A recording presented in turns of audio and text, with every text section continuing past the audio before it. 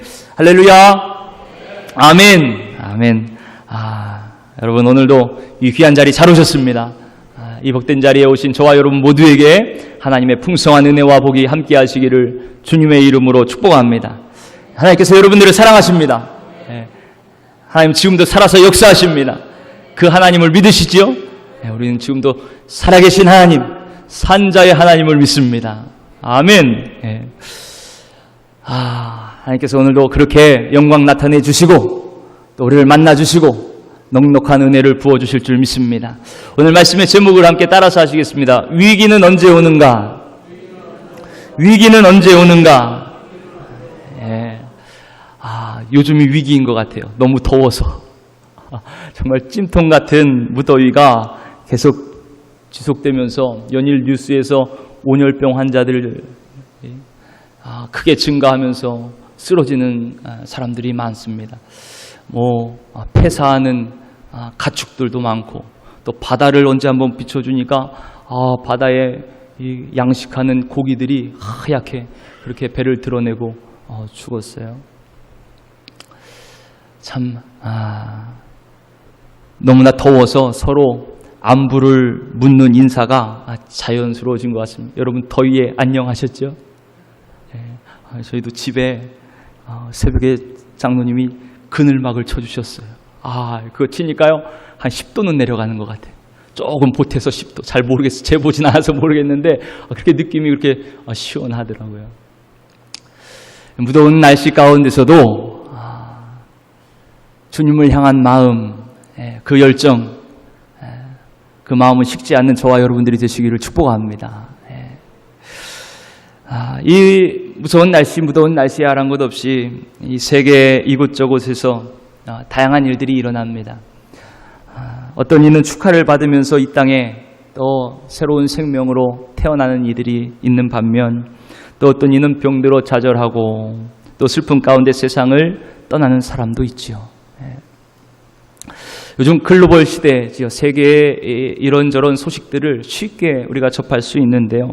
이번 주간에도 보니까 일본 또 평소에는 잘 덥지 않은 저 북유럽, 또 캐나다, 또 미 서북부 지역 이런데 온도가 40도가 넘어요.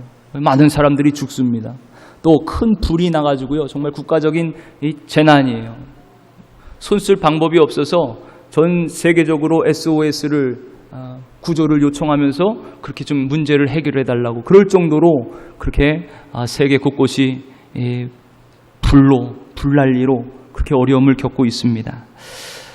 또 한편 반대로 여러분들도 소식 들으셨을 거예요. 라오스에는요, 우리나라 한 기업이 이제 댐을 건설하고 있었는데 예상치 못한 아주 폭우로 인해서 댐이 무너져 버렸어요. 그래가지고 수백 명의 사람들이 사상자가 생기고 또 수천 명의 이재민이 생겼다 그래요. 제 친구 목사님이 그 라오스에서 선교사님으로 지금 활동을 하고 계신데 온 나라가 아주 난리가 났다는 거예요. 그래서 위에서 기도해 달라고 그런 연락을 또 우리 친구 목사님들께 이렇게 했습니다. 참 보면 불난리도 나고 물난리도 나고 참 안타까운 일들이 세계 여기저기서 벌어지죠. 여러분 그 모든 사람들에게 하나님의 위로, 하나님의 도우심과 또 하나님의 손길로 그 모든 어려움을 잘 극복할 수 있도록 그렇게 저와 여러분 함께 기도해 주시기를 바랍니다. 한편 우리나라에서도 참 안타까운 일이 있었습니다. 비정규직, 일용직 노동자들, 또 장애인들, 또 여성들, 또 일평생 이런 사회적인 약자들, 또 소외전자들 편에서 그들의 부르짖음을 들어주고 그들의 입이 되고 또 그들의 손과 발이 되었던 한 정치인이 세상을 떠났죠. 바로 정의당 노회찬 의원입니다. 옛날에 경기고하고 고대 정치외교학과를 졸업했다 그래요. 그럼 한편으로 출세의 길이 활짝 열린 건데 그 길을 다 내려놓고 스스로 이제 노동자가 돼서 용접공으로 공장에 취직을 했어요. 그리고 그 열악한 노동 환경에 있는 노동자들을 위해서 노동운동을 시작하다가 이제 정치인까지 된 것이죠. 정치인들 중에서 이 약자들을 위한 법안을 제일 많이 발의한 국회의원이 바로 그분이었다 그럽니다. 마지막 장지로 갈 때 국회에 청소하는 아주머니들이 쭉 일렬로 서서 그 마지막 가는 길을 배웅하는 모습을 보면서 참 가슴이 아렸습니다. 물론 의식적인 절차가 있긴 하지만 평소에도 항상 그 청소하시는 분들 한 번도 그냥 지나치는 일이 없도록 그렇게 관심을 가졌다고 그럽니다. 아마 온 국민, 많은 국민들이 안타까움을 가지고 계셨을 거예요. 저도 평소 존경하는 분이셔서 그 죽음이 얼마나 슬프고 안타까웠는지 모릅니다. 그렇지만 한편 또 이런 생각이 들어요. 정말 사람이 의롭다는 것이 가능한가? 성경 말씀대로 그렇지 못하다는 것이. 물론 다른 사람들과 비교해서는 좀 상대적으로 의로울 수 있습니다. 하지만 사람은 그 어떤 성인이라 그래도요, 죽어 마땅한 죄인일 수밖에 없는 것이에요. 부정하고 연약한 존재라는 것, 그 부인할 수 없는 것이지. 특히 하나님, 거룩하신 하나님 앞에서는요, 더 말할 것도 없는 것입니다. 그래서 성경은 의인은 없나니 하나도 없도다, 그렇게 말씀하고 있지는 않습니까? 여러분, 죄가 없으신 분은 오직 예수 그리스도뿐입니다. 육신을 입고 이 땅에 오신 하나님의 아들이신 예수님뿐이에요. 오직 성삼위 하나님만이 거룩하신 분입니다. 우리 인간은 모두가 다 부정해요. 저나 여러분이나 다 마찬가지입니다. 자랑할 것이 없습니다. 내세울 것도 없습니다. 우리가 이것을 알고 인정한다면요, 우리는 언제나 겸손하게 나의 부정한 모습도 인정하고 받아들이는 것이, 내가 짊어졌던 그 모든 무거운 짐, 그를 내려놓을 수가 있습니다. 하나님 앞에 내려놓는 것이죠. 이것을 알았더라면 하는 아쉬움이 있습니다. 어쨌든 스스로 생을 마감한다는 것은요, 하나님의 그 은혜, 그 절대적인 은혜를 절대적으로 필요하는 우리 인간에게는 있어서는 안 될 일이잖아요. 미화될 수 없는 일이지요. 그게 참 안타까움이 있습니다. 성도 여러분, 인간은 이렇게 연약한 존재입니다. 부정한 존재예요. 여기 있는 저와 여러분뿐만이 아니고 최고의 성군이고 하나님 마음에 합한 자라 인정받았던 다윗도 마찬가지입니다. 다윗이 이렇게 고백합니다. 시편 51편 말씀에 보면, 내가 죄악 중에서 출생하였으며 어머니가 죄 중에서 나를 잉태하였나이다. 물은 나는 내 죄가를 아오니 내 죄가 항상 내 앞에 있나이다. 이렇게 말씀합니다. 결국 하나님의 사람이라 여겨졌던 성군 다윗도 연약한 인간에 불과한 것이죠. 사람은 누구나 예외할 것 없이 이렇게 죄의 유혹에 넘어갈 수 있습니다. 오늘 본문 말씀이 이것을 분명하게 우리에게 보여주고 있어요. 엄청난 죄의 유혹에 넘어간 다윗의 이야기가 나옵니다. 그에게 인생 최대의 위기가 찾아온 거예요. 여러분, 도대체 왜 다윗에게 이런 위기가 찾아왔을까요? 여러분, 오늘 말씀을 통해서 그 원인을 찾고 저와 여러분들도 이런 인생의 위기를 잘 극복하고 우리의 속사람이 나날이 강건해지면서 주님 안에서 승리하는 그런 그리스도의 용사들이 되시기를 축복합니다. 여러분, 다윗은 하나님이 함께 하심으로 점점 강성하여져 갔습니다. 주위의 이스라엘을 괴롭히던 적들을 물리쳤어요. 나라가 점점 안정을 찾기 시작했습니다. 물론 아직도 암몬과의 전쟁이 완전히 끝난 것은 아니었습니다. 드디어 겨울철 우기가 지나고 전쟁하기에 적합한 봄철이 다가왔습니다. 그런데 뭔가 좀 이상합니다. 출전할 때가 되어 전장에 나가야 될 다윗이요, 지금 아직도 여전히 예루살렘 궁전에 머물러 있는 것이에요. 우리 다 같이 1절 말씀을 함께 읽겠습니다. 1절 말씀 시작. 그 해가 돌아와 왕들이 출전할 때가 되매 다윗이 요압과 그에게 있는 그의 부하들과 온 이스라엘 군대를 보내니 그들이 암몬 자손을 멸하고 랍바를 에워쌌고 다윗은 예루살렘에 그대로 있더라. 아멘. 여러분, 지금까지 그랬던 것처럼 다윗은 이스라엘의 왕으로서 전장에 나가 있어야 됩니다. 그가 있을 곳은 전쟁터예요. 요압과 충성된 신하들, 모든 이스라엘 군대들이 나가서 목숨을 걸고 싸우는 그곳에 다윗도 함께 있어야 됩니다. 그런데 이상하게도 다윗은 홀로 한가로이 궁전에 남아 있습니다. 전혀 다윗답지 않은 행동이죠. 지금까지 다윗은 언제나 전쟁이 일어날 때마다 군사들과 함께 전선에 있었습니다. 그랬던 다윗이 지금 그 긴박한 전시 상황에도 불구하고요, 한가롭게 왕궁을 거닐면서 왕궁에 머물러 있는 것이요, 잊지 말아야 될 곳에 있는 것입니다.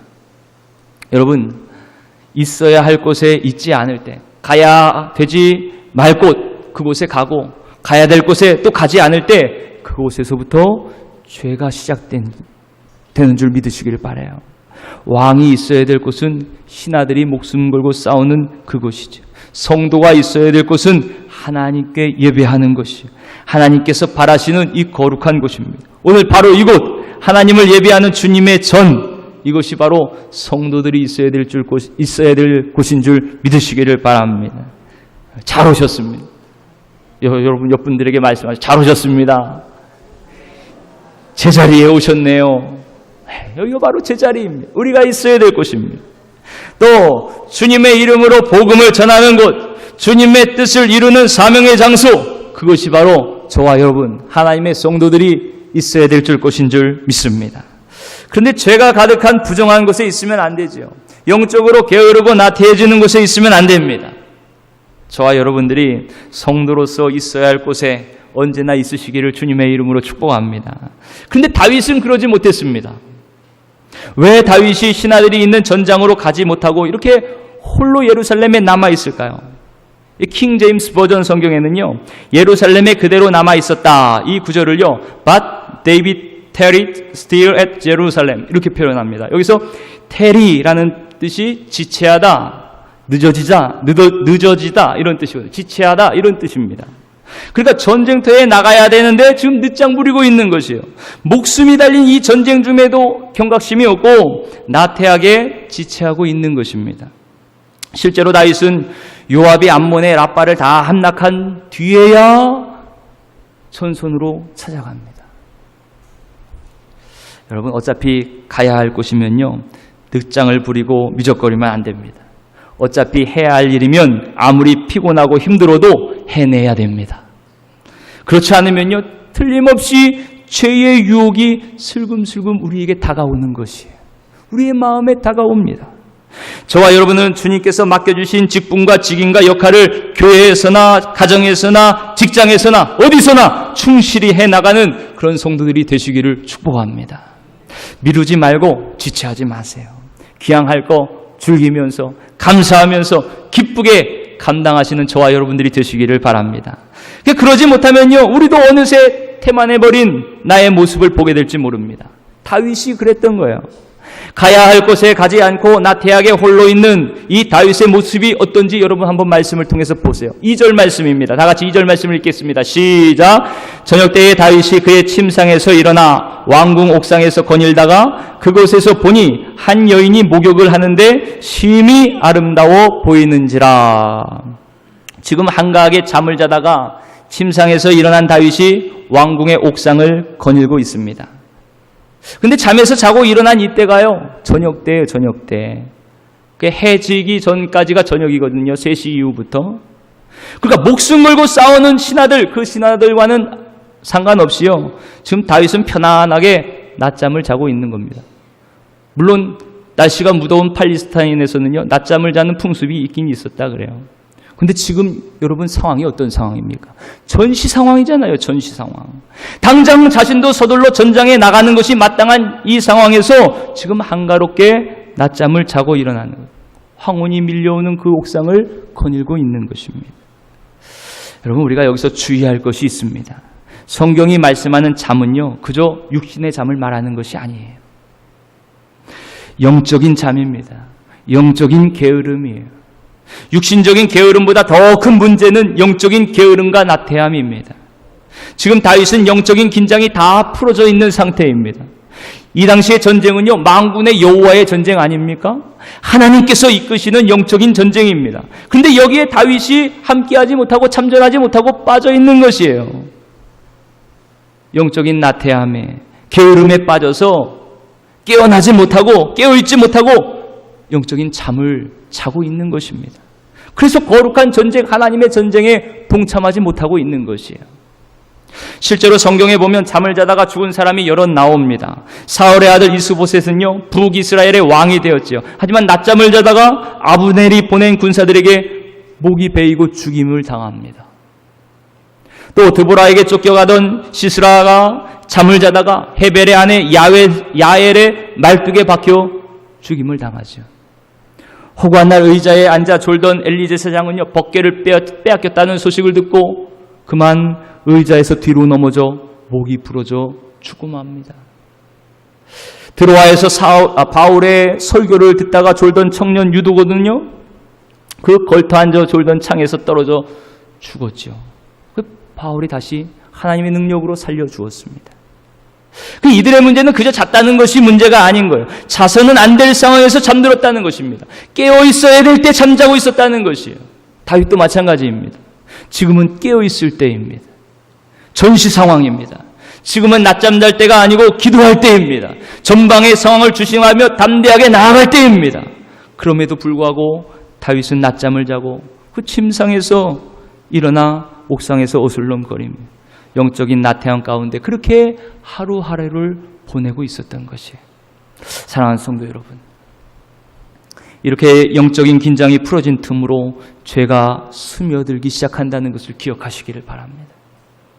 영적으로 해이해진 상태에서는요, 그 누구도 죄의 유혹을 이길 방법이 없는 것이, 아무리 다윗이라도 유혹을 이길 수가 없습니다. 저와 여러분은요, 늘 영적으로 깨어있는 성도들이 되어야 될 줄 믿습니다. 그렇지 않으면 우리도 그 죄의 유혹에 넘어질 수밖에 없는 것이에요. 그래서 성경은 곳곳에서 이렇게 깨어있으라 또 강조하며 말씀하고 있습니다. 마태복음 26장 41절 말씀에 시험에 들지 않게 깨어 기도하라 주님께서 말씀해 주셨습니다. 마태복음 25장 13절 말씀에 그런즉 깨어있으라 너희는 그날과 그때를 알지 못하느니라 말씀합니다. 마가복음 13장 37절에 깨어있으라 내가 너희에게 하는 이 말은 모든 사람에게 하는 말이니라 이렇게 말씀하고 있습니다. 지금 우리에게도 주시는 말씀인 거예요. 데살로니가전서 5장 6절 말씀에 그러므로 우리는 다른 이들과 같이 자지 말고 오직 깨어 정신을 차릴지라 이렇게 말씀합니다. 골로새서 4장 2절 말씀에 기도를 계속하고 기도에 감사함으로 깨어 있으라 말씀합니다. 베드로전서 5장 8절 말씀에 근신하라 깨어 있으라 너희 대적 마귀가 우는 사자같이 두루다니며 삼킬 자를 찾나니 너희는 믿음을 굳건하게 하여 그를 대적하라. 아멘. 깨어있으라 말씀하십니다. 성도 여러분, 이렇게 영적으로 깨어있는 것이 중요합니다. 그리고 지금이 바로 깨어있을 때입니다. 지금 이 시대, 이 악한 시대, 죄의 유혹과 시험이 많은 이때, 바로 이때가 깨어있을 때임을 믿으시기를 바랍니다. 교회나 가정이나 직장이나 어디서든지 성도들은요, 하나님의 군사들로 영적 전쟁터에 있다는 것을 잊지 마셔야 됩니다. 지금 이 자리도 영적 전쟁터일 수 있어요. 우리의 마음이 깨어서 주님을 바라봐야 됩니다. 항상 깨어 있어야 됩니다. 깨어 기도해야 됩니다. 늘 깨어서 주님과 동행하고 성령 안에서 주님만을 의지해야 됩니다. 그러지 못하면요, 어느덧 우리도 죄의 유혹에 넘어진 우리의 모습을 발견하게 될 것이에요. 자, 이렇게 영적인 나태함에 빠져 잠자고 있던 다윗의 눈에 목욕하는 한 여인이 눈에 들어왔습니다. 2절에 보니까 심히 아름다워 보였다 그렇게 기록되고 있어요. 여러분, 이 비슷한 구절이 생각나지 않습니까? 바로 창세기 3장 6절 말씀이에요. 먹지 말라 말씀하신 선악과를 아하가 보고는요, 먹음직하고 보암직도 하고 지혜롭게 할 만큼 탐스럽기도 한 나무인지라 이렇게 말하지요. 여러분, 지금까지 아무렇지도 않게 지나갔던 나무입니다. 그런데 왜 그날따라 그렇게 먹음직하고 보암직하고 심지어 탐스럽기까지 그렇게 보였을까요? 이유는 분명합니다. 그날 탐심을 품고 그 나무를 바라봤기 때문에 그렇습니다. 그 마음에 탐심이 스며들었기 때문에 그런 것이. 지금 다윗의 마음도 그랬던 것입니다. 한껏 풀어진 이 마음, 영적으로 잠들어 해해진 다윗, 이 다윗에게 목욕하는 여인은요, 그저 음욕의 대상일 뿐이었던 것이에요. 다윗의 마음이 깨어서 영적인 긴장으로 경계하고 있었다면요, 아마 이 광경을 보고서도 바로 뒤를 돌아서 집으로 들어갔을 것입니다. 그 마음에 음욕이 없었다면 유혹을 이길 수 있었을 것입니다. 하지만 지금 이미 영적으로 풀어져 버린 다윗은요, 그 자리를 피할 능력이 없는 것이. 한껏 태만하고 영적인 긴장이 풀어진 상태에서 죄에 저항할 힘이 없었던 것입니다. 결국 다윗은 사람을 보내서 목욕하던 우리아의 아내 밧세바를 데려오게 합니다. 이제 결과는 뻔하지요. 우리 다 같이 4절 말씀을 함께 읽겠습니다. 시작. 다윗이 전령을 보내어 그 여자를 자기에게로 데려오게 하고 그 여자가 그 부정함을 깨끗하게 하였으므로 더불어 동침하매 그 여자가 자기 집으로 돌아가니라. 저지르지 말아야 될 죄를 짓고 맙니다. 그런데 죄가 무서운 거는요, 그 하나의 죄가 단지 그 하나로 끝나지 않는다는 것이에요. 한 번의 죄, 그 죄의 값도 죽음, 사망이지요. 근데 이 한 번의 죄는요, 또 다른 죄, 또 다른 죄, 또 한 번 계속해서 확대되고 재상되는 그런 특성을 가지고 있습니다. 점점 더 죄는 커집니다. 더 많아집니다. 정말 바늘도둑이 뭐가 돼요? 소도둑 된다는 말이 맞는 말이에요. 음욕과 탐심으로 한번 간음죄를 저지른 다윗이요, 이번에는 아무렇지도 않게 살인죄를 짓게 됩니다. 어떻게 되나요? 얼마 후 동침한 그 여인이 임신한 사실을 알게 됩니다. 야, 이거 큰일 난 거예요. 간음한 사실이 발각되게 되었습니다. 다윗은 자기의 범죄를 숨기기 위해서 자기답지 않게 꼼수를 부리기 시작합니다. 전장에 나가 있는 이 밧세바의 아내 우리아를 왕궁으로 부릅니다. 그리고 인자한 얼굴로 야, 그동안 수고했다 공적을 취하면서요, 많은 음식을 줍니다. 집에 가서 씻고 하룻밤을 푹 쉬어라, 그렇게 보내는 거예요. 물론 속셈은 따로 있지요. 지금 밧세바의 태중에 있는 그 아기가 다윗 자기의 아기가 아니고 남편 우리아의 아기, 그 아이를 임신했다는 것, 그렇게 그 아이를 감추기 위해서 지금 이렇게 작전을 꾸미고 있는 거 아닙니까? 어떻게 됩니까? 다윗의 계획대로 되지 않지요. 충신 우리아는 집으로 가지 않습니다. 왕궁 문에서 신하들과 함께 자요. 다음날 다윗이 재차 우리아를 불러서 먹고 마시고 취하게 해도 여전히 집에 들어가지 않습니다. 이상하게 여긴 다윗이 그 이유를 묻지요. 그러자 우리아가 이렇게 대답합니다. 우리 11절 말씀을 함께 읽겠습니다. 시작. 우리아가 다윗에게 아뢰되 언약궤와 이스라엘과 유다가 야영 중에 있고 내 주 요압과 내 왕의 부하들이 바깥들에 진치고 있거늘 내가 어찌 내 집으로 가서 먹고 마시고 내 처와 같이 자리이까? 내가 이 일을 행하지 아니하기로 왕의 살아계심과 왕의 혼의 살아계심을 두고 맹세하나이다 하니라. 아멘. 아니 여러분, 이런 충성스러운 신하가 어디 있어요? 지금 요압 장군과 모든 전우들이 다 바깥에서 진치면서 목숨을 걸고 싸움을 하고 있는데 나 혼자 어떻게 편히 집에 가서 잠을 잘 수가 있습니까? 그렇게 못하겠습니다. 지금 그러는 거거든요. 지금 다윗보다 우리아의 영적인 상태가 훨씬 더 깨어있지요. 훨씬 더 긴장하고 깨어있는 것이에요. 자신의 간음죄를 숨기기 위한 작전이 실패로 돌아갔습니다. 그걸 알고 다윗은요, 우리아를 죽일 계획을 꾸밉니다. 전쟁에 나가 있는 요압에게 편지를 써서 우리아의 손에 들려보내는 것이요. 그 내용이 어떤 내용입니까? 다 같이 15절 말씀을 함께 읽습니다. 15절 시작. 그 편지에 써서 이르기를 너희가 우리아를 맹렬한 싸움에 앞세워 두고 너희는 뒤로 물러가서 그로 맞아 죽게 하라 하였더라. 우리아를 적진 깊숙이 보내서 죽게 하라, 죽이라, 그렇게 명령한 거예요. 여러분, 어떻게 이럴 수가 있나요? 본래 다윗이 이런 사람이 아니잖아요.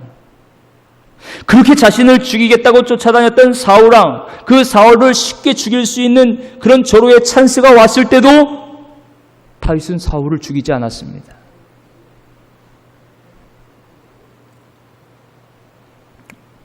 하나님께서 기름 부어 세운 왕을 내가 어찌게 죽입니까? 그 옷을 찢은 것만으로도 양심이 가책되었어요. 그게 다윗이었습니다.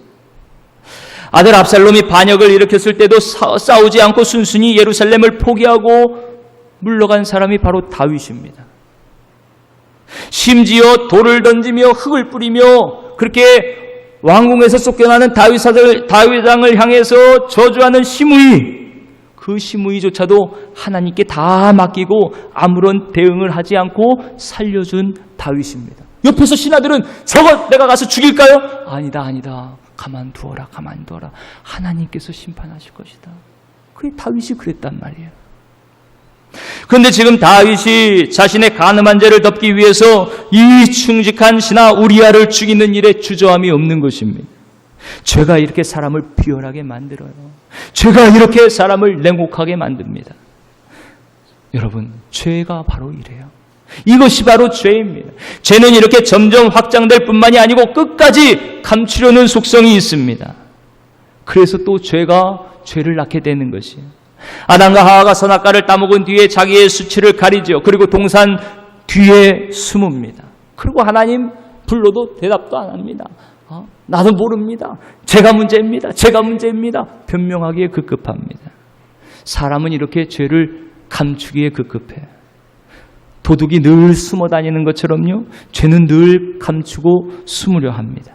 영적으로 나태하고 잠들어 있던 다윗도 그저 자신의 죄를 덮기에 급급한 채 더 큰 죄의 수렁으로 점점 빠져 들어가고 있는 것이에요. 간음죄에 살인죄까지 저지르게 되는 겁니다. 사랑하는 성도 여러분, 대체 이거 어떻게 하면 좋겠어요? 어떻게 이 죄의 사슬에서 벗어날 수 있습니까? 어떻게 이 사슬을 끊고 죄의 굴레에서 벗어날 수 있는 거예요? 여러분, 이 문제를 해결하려면요, 먼저 다윗이 영적으로 해이해진 원인을 찾아야 됩니다. 그 단서를 우리아의 말에서 발견할 수가 있어요. 11절 말씀해 보니까요, 우리아가 이렇게 이야기합니다. 언약궤와 이스라엘과 유다가 야영 중에 있다, 이렇게 말해요. 여러분, 지금 언약궤가 어디 있습니까? 전쟁터에 나가 있는 것입니다. 전쟁터에 있는 것이. 다윗이 여호와의 법궤 언약궤를 궁으로 가져올 때 얼마나 기뻐했습니까? 옷이 벗어지는 줄도 모른 채 하나님 앞에서 춤추며 기뻐했습니다. 왜 이렇게 기뻐했나요? 하나님이 함께 하시니까요. 하나님의 임재하심이 이제 언제나 그 다윗과 왕궁의 그 나라에 있으니까요. 언약궤는 하나님의 임재를 상징하지 않습니까? 이스라엘에게 언약궤는 하나님의 함께하심을 상징하는 것이에요. 하나님의 말씀이 언제나 함께하심을 상징하는 것입니다. 근데 지금 그 하나님의 임재의 상징이 언약궤가 지금 예루살렘 장막에 없다는 것은요, 그저 빈 껍데기 장막에 불과하다는 것입니다. 그러니 문제는요, 형식과 모양만 있지 진정으로 하나님 계시지 않았던 것이. 다윗 하나님과 함께 하시지 않은 거예요. 다윗이 하나님과 동행하지 않았던 것이. 그런데도 문제는 이 상태를 모른다는 것이 더 큰 문제입니다. 다윗이 모르고 있는 것이. 영으로 잠들어 있습니다. 여러분, 영적인 태만이 이렇게 무섭습니다. 이렇게 법궤가 전쟁으로 나갔다면 다윗 또한 재빠르게 그곳으로 가야 될 거 아니겠어요? 왜요? 하나님이 그곳에 함께 하시니까요. 하나님이 함께 하시는 곳으로 가야지요. 하나님이 계신 곳으로 가야지요. 언제나 어디서나 하나님과 함께 동행해야지요. 그런데 다윗은 그러지 않았습니다. 성도 여러분, 결국 하나님의 임재가 사라질 때 영적인 위기가 몰려오는 줄 믿으시기를 바랍니다. 하나님의 임재가 사라질 때, 하나님과 동행하지 않을 때 죄의 사슬에 점점 꼼짝없이 묶이게 될 수밖에 없는 것이. 죄의 무거운 짐에 눌리고 찢기고 상하게 되어 있습니다. 다윗의 위기는 그렇게 찾아왔던 것이에요. 바라기는 저와 여러분 모두 항상 주님의 임재 앞에서 주님과 동행하는 삶을 사시기를 축복합니다. 그러면 위기를 넘길 수 있습니다. 위기를 이길 수 있습니다. 어떤 유혹도 주님께서 함께 하심으로 이기게 되는 줄 믿으시기를 바랍니다. 자, 그럼 제일 중요한 부분이에요. 그럼 이 문제를 어떻게 해결합니까? 다윗이 이대로 죄 가운데 하나님의 심판을 받아 죽어야 될까요? 도대체 이 죄악의 사실에서 벗어나는 방법이 무엇입니까? 사는 길이 무엇입니까? 사랑하는 성도 여러분, 그 길은 단 하나입니다. 죄에서 구원받는 길은 단 하나예요. 생명의 길은 단 하나입니다.